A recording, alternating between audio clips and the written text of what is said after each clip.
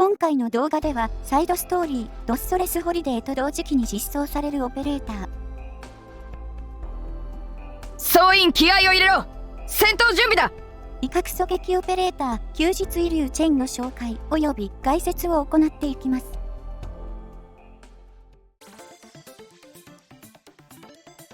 チェン、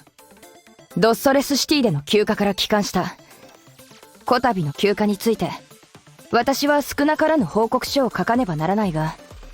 通りがかったし挨拶だけはしておく。任務に出るなら声をかけてくれ。もう休暇は終わったからいつも通りで構わない。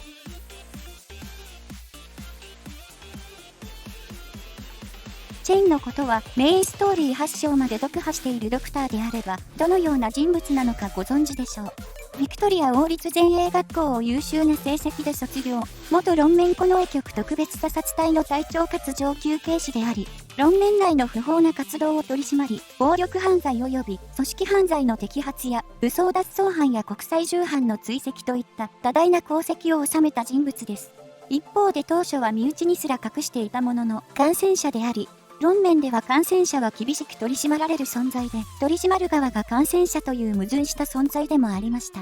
劇中内ではほぼ仲違いという形で論面を離反、チェルノボーグ論面事変の解決に尽力し、その中でロドスやレユニオンといった感染者組織に触れたことで感染者への考えを変え、現在はロドスにチェンからの要望で外勤オペレーターとして所属、様々な地を転々としながら見聞を広めつつ任務をこなしています。主な任務内容としては、各地に派遣されているオペレーターの支援や現場指導といったものとなっており、基本的な立場的な仕事としては、この絵局時代と大きくは変わらない様子。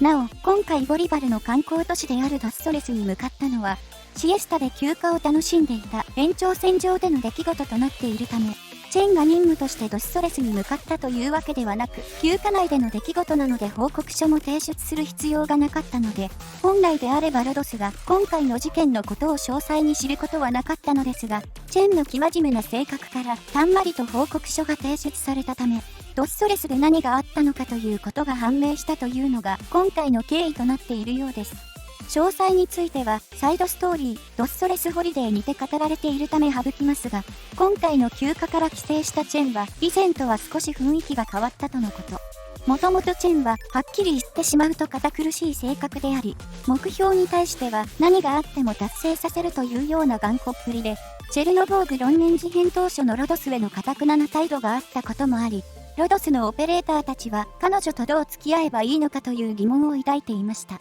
ただ、チェンは外勤を希望していたということもあり、ロドス間にいることがほとんどないため、大きな混乱が起きることはなかったのですが、チェンもそのことは自覚している一方で、スタイルを変えようとしなかったので、端的に言ってしまうと、少し付き合いづらい人物ということを払拭することができていませんでした。しかし、先述したようにドストレスの休暇から帰ってきたチェンは、性格やスタイルは変わっていないものの、少し雰囲気が変わり、ロドスとも少しだけ仲良くなった感じがあるとのこと。ドストレスという混沌とした街に触れたことで、新たな見聞を広めることができたのかもしれません。また、これに合わせてチェンは、この時から狙撃の練習も開始しており、つまり、休日イリュウチェンの姿はドストレスから帰ってきて、狙撃オペレーターとしても活動できるように最適化したチェンの姿となっています。ただ、狙撃の腕は優秀ではあるものの、突出したものというわけではなく、そのためか狙撃ではあるものの、あくまでも中近距離においての殲滅力を優先し、爆撃攻撃を得意とする散弾銃タイプを採用したというのが、チェンが散弾銃を所持している経緯となっています。なお、チェンが狙撃オペレーターになるというこだわりがあるわけではなく、あくまでも銃撃もできるようになることで、戦術の幅が広がり、より効率的な戦い方という可能性を追求しているに過ぎないとのこと。いずれにせよ、威嚇スカジのようなオペレーターのイフの姿というわけではなく、ドストレスでの出来事を経て、精神的に成長した姿というのが、休日イリュウチェンの姿ということのようです。休日イリュウチェンのモチーフとなっている生物は、オリジナルのチェンと変わらず、神話、伝説の生き物である竜でしょう。竜は中国発祥の神話の生物であり、体は大蛇に似て、頭には2本の角、四つ足には各5本の指、顔は長く耳があり、後辺に長い髭を持つという、様々な動物を掛け合わせたような姿をしています。これは人間が本能的に恐れていたヘビやトカゲといった爬虫類、巨大な動物であるクジラや恐竜の骨から連想されたからこそ、このような姿になったのではないかという説や、中には中国の長江などに生息していたワニが絶滅してしまった結果、伝聞が続くうちに伝説化してしまった説というのもあるようです。竜といえば似たような伝説の生物として西洋にはドラゴンがいますが、竜とドラゴンは実際は似て非なるものとなっています。その最も顕著な点が人間と敵対しているかしていないかにあるでしょう。竜は基本的には人間から恐れられる存在ではありますが、追獣と呼ばれる天が地上に下す吉兆の霊獣として捉えられており、鳳凰や麒麟といった追獣の中でも別格の存在とされています。皇帝などが自身には竜の血が流れているといったことを発するのもこのためで、竜の神格を利用して権威を高めようとした権力者もいました。一方のドラゴンは主に西洋においての竜と呼ばれる存在で、人間とは敵対する忌み嫌われる存在として描かれることが多くなっています。これはキリスト教が影響しており、聖書内ではドラゴンはサタンの象徴とされているためです。そのため、基本的にドラゴンはキリスト教圏内では邪悪な存在になっているというわけです。ただ、イギリスではワイバーンと呼ばれるドラゴンから分化した生物は守護の象徴として見られていたりと、かなりややこしくはなっています。ちなみに日本では東洋のドラゴンのことを竜、西洋のドラゴンのことを竜と表記することが多いですが、竜は竜の略字でもあり、古字でもあるため、本来の意味としては全く同じであり、竜には西洋のドラゴンという意味は本来はありません。実際には同じ漢字でありながら、指している対象が異なってしまっているという。現在の竜と竜は本来の意味を考えれば、歪々な状態になってしまっていると言えます。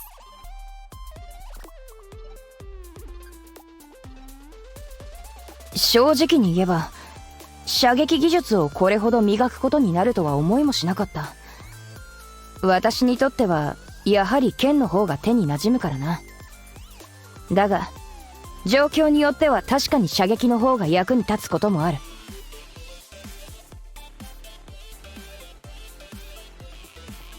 休日イリューチェンはイグゼキュターやアオスタと同じ近距離の敵に対しての高火力全範囲攻撃を得意とする。細分化された職業ジャンルではスプレッドシューターに分類される狙撃オペレーターとなっています。配置コストやブロック数などの基本ステータスは他のスプレッドシューターと同じく高コスト低攻撃速度となっており、星6ということも相まって現時点では狙撃オペレーターの中で最も配置コストが高いオペレーターとなっています。HP や攻撃力などのステータスは術耐性を除くすべてのステータスが狙撃の中ではかなり高い部類となっており、 HP は全狙撃中トップの数値、防御力はロスモンティスに次ぐ2位、攻撃力はスプレッドシューター型がそもそも極端に攻撃力が高い部類ではないので、他の種類の狙撃オペレーターには劣りますが、それでも同系列の狙撃と比べると最も高い攻撃力となっています。素質、節制の気風は自身が弾薬使用スキルで攻撃を行った際、一定確率で弾薬の消費をなしにし、昇進2以降は他の狙撃オペレーターも弾薬消費スキルを使用した際、一定確率で弾薬消費をなしにするという素質。弾薬消費なしとはつまり、例えばアッシュがスキル2で敵に一発攻撃を行った際、その一発分の攻撃による弾薬消費をなしにするということであり、アッシュのスキル2発動中にこの効果が5回発動したのであれば、アッシュは通常時は31回でスキル2が切れるところを36回スキル攻撃ができるということになります。あくまでも一発ずつに効果が発揮するので、効果が1回発動したからといって1マガジンすべての弾薬消費が無効化されるというわけではありません。現時点でこの素質の対象となるスキルは、休日イリューチェンのすべてのスキルと、アッシュのスキル2、トギフォースのスキル2のみとなっており、効果対象はそこまで多いものではありません。また、アッシュに関しては、弾薬消費無効によって攻撃回数が増えても、敵のスタンが切れてしまうと途端に豆鉄砲となってしまうので、何らかのサポートがなければ大きなメリットとは言えないという状況です。トギフォースに関してはアッシュのような制約がないので単純に強化されるものにはなりますが、トギフォースのスキルは弾薬数があまり多くはなく、弾薬消費無効が発動する確率が 10% とかなり低いため、スキル中に1回発動すれば上々というレベルです。対して自身の弾薬消費に対しては最大 22% の確率で発動するため、ほとんどのスキル発動の場面で最低1回は弾薬消費の無効化が発動してくれます。休日イリュウチェンのスキル攻撃は一発一発が非常に強力なものとなっているので、この素質の発動回数次第では総ダメージ量が大きく変わるということもしばしば発生します。現状、オンリーワンの素質となっており、シナジーのあるスキルや素質もないので、これ以上の効果強化は見込めませんが、それでも非常に強力な素質になっています。素質に、休日の余韻は通常時、自身の攻撃速度をプラス8時、ステージに水場があるのであれば、攻撃速度上昇効果がプラス8からプラス12に上昇するという素質。攻撃速度上昇の効果は、元の攻撃速度が遅ければ遅いほど強く作用するという性質があるため、休日イリュウチェンも攻撃速度が比較的遅い部類ということもあり、通常時の攻撃速度上昇はプラス8とあまり高いものではありませんが、攻撃間隔で計算し直すと 0.17 秒の短縮となり、攻撃間隔は 2.13 秒となります。水場となるとさらに攻撃間隔は短縮され、攻撃間隔は 2.067 秒となります。ただまあ、水場自体が現状、青くも揺れ心のステージか、今回のザ・ストレスホリデーのステージくらいしかないので、基本的には攻撃速度プラス8の素質となっています。また、スキル2と3のスキル効果である、攻撃時に攻撃範囲に5秒間粘液マスを生成する効果は、敵が常に居続けると、敵を攻撃するたびに何度も粘液の効果時間中に粘液生成を上塗りすることとなるので、結果的には粘液の展開時間が短くなるということにもなります。致命的というわけではありませんが、この素質は休日イリュウチェンの性能に完全に噛み合っているというわけではないとは言えるでしょう。休日イリュウチェンの潜在強化による強化内容は、コストマイナス1、再配置時間マイナス4秒、攻撃力プラス29、素質1効果強化、コストマイナス1となっており、目玉となる強化内容は、潜在4段階目の攻撃力プラス29となります。休日イリュウチェンは特性やスキルによって攻撃力が上昇したり、攻撃が連撃になったりと攻撃力上昇による恩恵が強く出るような性能となっているので、可能であれば潜在4段階目まで上げることをお勧めします。それ以外の潜在に関してはコスト減少は元のコストがかなり高いので焼け石に水ですし、再配置時間減少も休日イリュウチェンは再配置するようなオペレーターではなく、素質1効果強化は自身の弾薬消費無効化の確率が 2% 上昇というわずかな数値となっているので、よほどシビアな運用をしない限りは目指す必要はありません。スキル1、高圧撃はスキル発動後、攻撃力が上昇し、攻撃範囲内すべての敵に対して特性効果である敵を攻撃時、攻撃力が 150% まで上昇の効果が適用されるようになる弾薬系スキル。SP の回復方法が攻撃回復ということや、スキルの発動方法が自動発動、発動に必要な SP が少ないなどから、スキル構成としては攻撃系に非常に似たものとなっているのですが、攻撃は単発ではなく、実際はスキル攻撃回数があらかじめ決まっている弾薬系スキルという、攻撃系と弾薬系のハイブリッドと言えるようなスキルとなっています。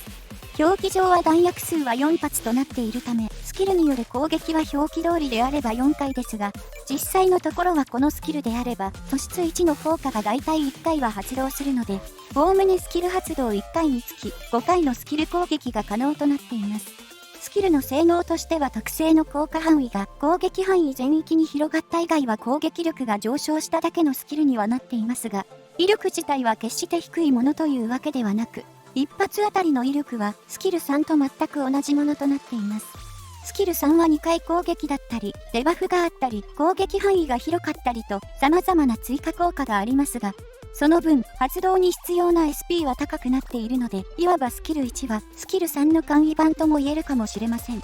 なお、スキル1は攻撃の間隔が通常攻撃とは異なったものとなっているようで、スキル発動直後に即座にスキル攻撃を1回、スキル終了時はスキル攻撃後、即座に通常攻撃を行うという、スキル発動開始前後と終了前後は、ファインコーンのスキル1を通常攻撃と通常攻撃の間に挟んで発動させたような、攻撃間隔を無視した形で攻撃を行います。そのため、この間のみだけは全体で見れば、それほど大きなものではありませんが、DPS が上がるという状態となっています。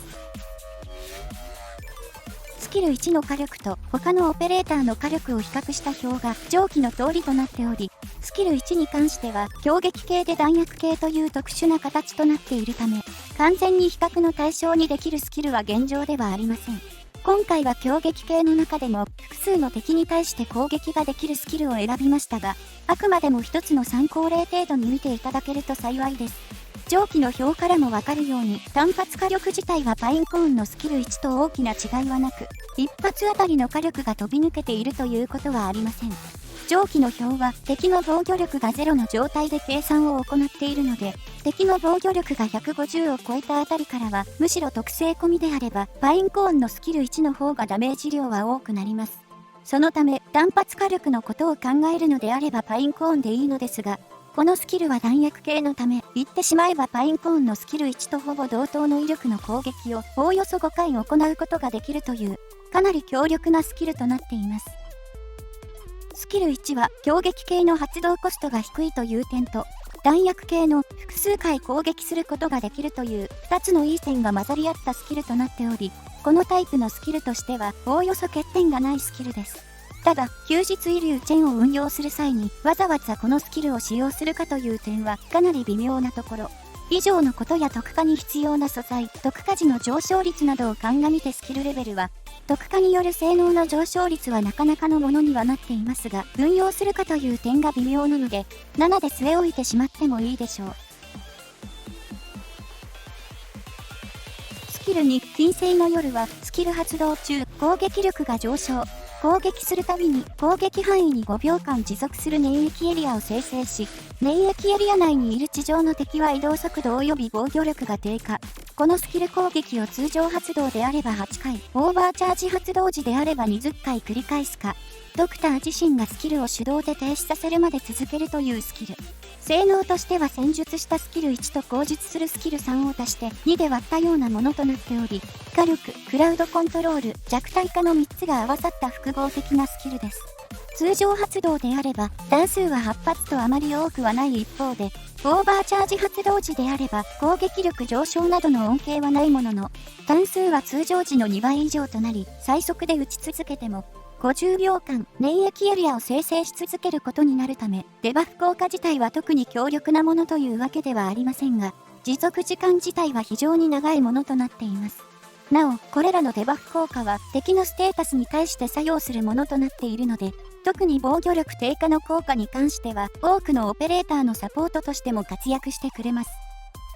スキル2の火力と他のオペレーターのスキル火力を比較した表が上記の通りとなっており、通常発動であれば、総ダメージ自体は他のスキルとの大きな差異はないどころか、他の狙撃オペレーターのスキルよりも低めという数値になっている一方で、オーバーチャージ発動時はそれが一変し、一気に総ダメージは他の狙撃オペレーターを追い抜いてしまうという状況となっています。ましてや、他のオペレーターのスキルが通常スキルなのに対して、休日遺留チェーンは弾薬スキルとなっているので、実際に発生するダメージの差はかなり大きなものとなっているのは想像に難くありません。ただ、他の職業の星6オペレーターも含め始めると、このスキル自体に火力という面で言えば大きな優位性はありません。そのため、全体的に見るとこのスキルの大きな長所となっている部分は、弾薬スキルであるという点にあるといえ、結果的にスキル発動時間が非常に長くなっているという点と、スキル攻撃が無駄になりづらいというのが、このスキルの大きな強みと言えるでしょう。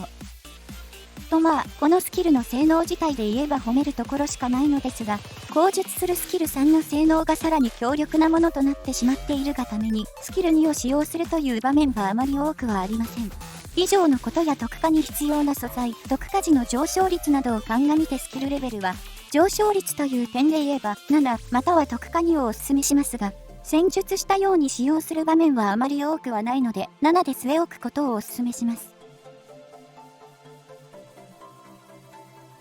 スキル3、ホリデーストームはスキル発動中、攻撃範囲が拡大。攻撃力が上昇し、通常攻撃が2連撃となり、特性効果の自身の正面横3マスにいる敵を攻撃時、攻撃力が 150% まで上昇が攻撃範囲すべてに適用。攻撃時、攻撃範囲内に敵の移動速度と防御力が低下する粘液エリアを生成。このスキル攻撃を32回繰り返すか、ドクター自身がスキルを手動で停止させるまで続けるというスキル。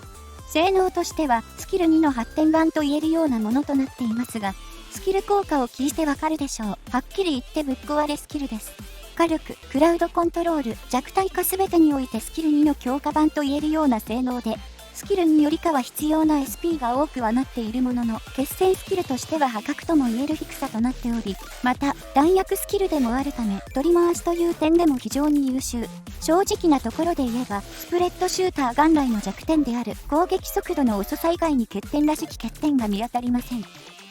スキル3の火力と他のオペレーターのスキル火力を比較した表が上記の通りとなっており、スキルレベル7、敵3体同時攻撃という全力ではない時点で、総ダメージは26万を、DPS は6000を超え、ロスモンティスのスキル3で攻撃対象が重複した時とほぼ同等の火力を放ちます。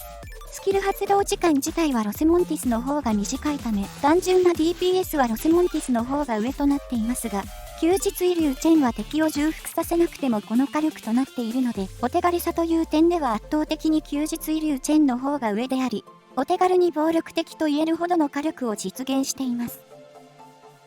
そして、スキルレベル特化3の状態で、いわゆる決戦スキルと言われるスキルと比較した表が上記のものとなり、スキル DPS という点で言えば、エイヤフィアトラやロスモンティスには、単発火力という点で言えば、スルトにはかないませんが、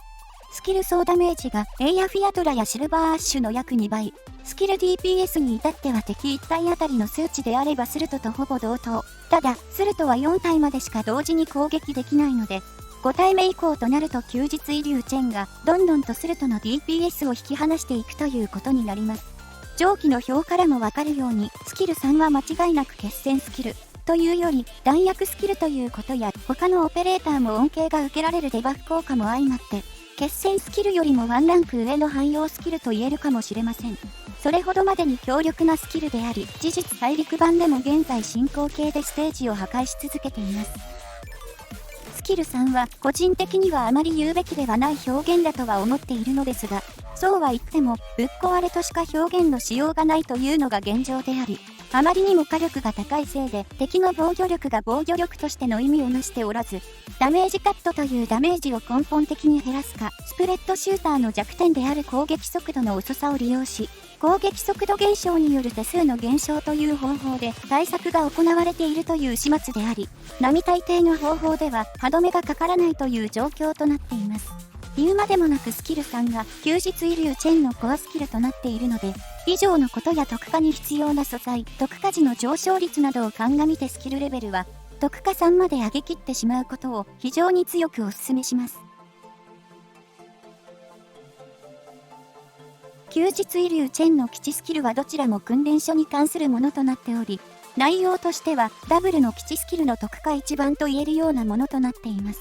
狙撃オペレーターの特化1訓練をする場合には最高効率のオペレーターとなるので、休日イリュウチェンを基地スキル目的で育成するという方は少ないと思いますが、育成したのであれば優先的に配置してやるといいでしょう。それでは実際に休日イリュウチェンを使用していきます。今回使用するステージは H7 の3。休日イリュウチェンのステータスは昇進2のレベル90、スキル3の特化3となります。チェーンソーのうなり声が聞こえる？リ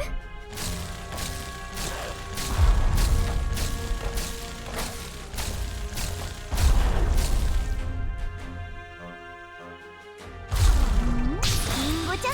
今日もよろしくね。いい位置だ。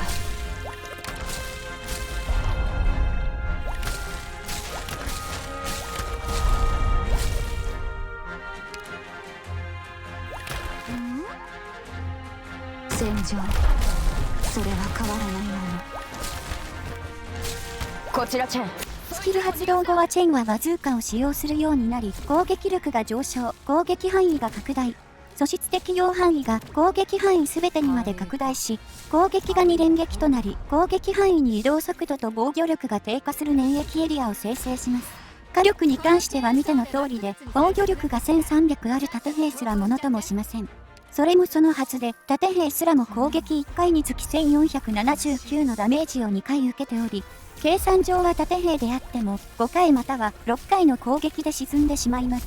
通常攻撃が60程度のダメージしか与えられないことを考えると、いかにスキル3の火力が凄まじいのかわかるのではないでしょうか。なお、盾兵を短期で沈めることができるオペレーターといえば、ケルシーのモンスターがいますが、あちらは4発で盾兵を沈められるのに対して団体攻撃となっているので、複数の盾兵のような高防御力の敵を相手する際は、休日イリュウチェンの方に分があると言えます。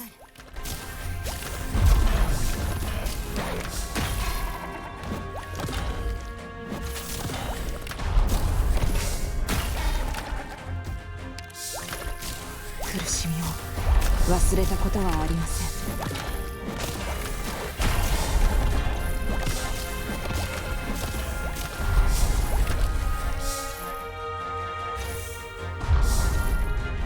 私の声に応え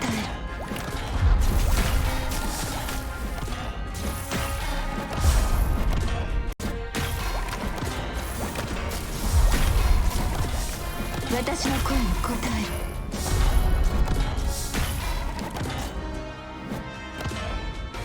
こちらチェン、いつでもそいつらを逃がすな。私の声に応える。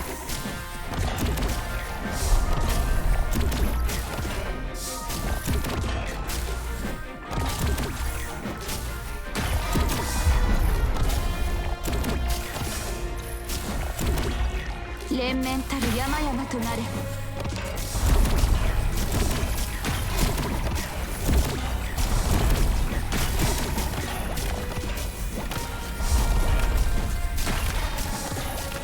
心配しないで。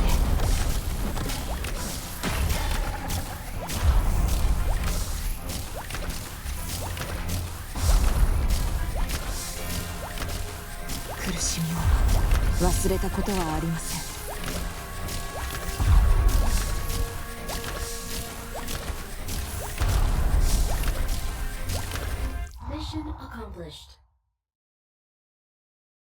大勝利！ドクター、あたしちゃんと役に立てた？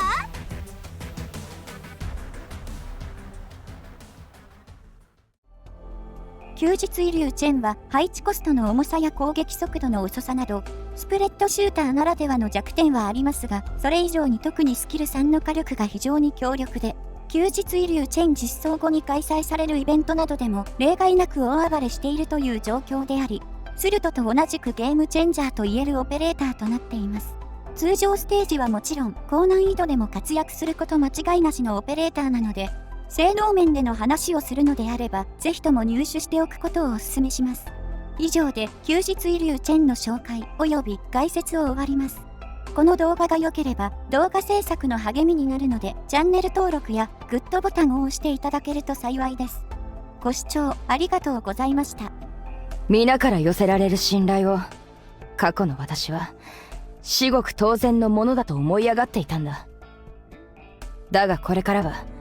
信頼に報いられるよう努力するつもりだ。たとえそれが私にとっては1日10セットの上級訓練をこなすより難しいとしてもな。